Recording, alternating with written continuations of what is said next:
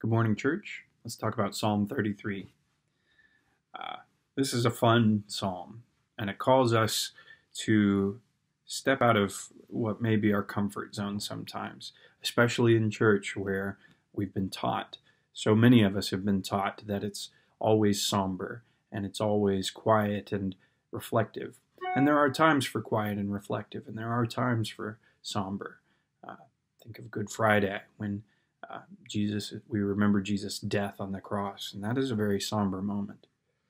But here is a call to shout for joy in the Lord, to lift up our voices, to play every instrument we can get our hands on. He lists a few, but his point is, whatever you can, however you can, lift up a noise of praise.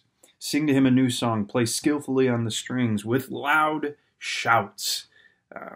We want to make it known that our joy is overflowing from us. It's not something that is just, something. It's not a casual way that we're excited about God's salvation. It's not It's not like saying, okay, well, we found a nice restaurant to go to for lunch, and that's the kind of satisfaction we have when we hear about how God has blessed us or when we experience His love in a new way.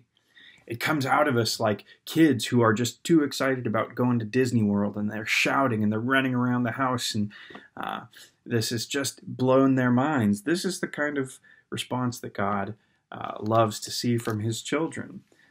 And the psalmist spends the rest of the psalm talking about all the ways that God is amazing, His character, His strength, His creation, His all these things that blow the psalmist away about God. He is madly in love with the person of God, and it doesn't come out in a controlled way. It comes out in passion, and it comes out in joy and shouts and music.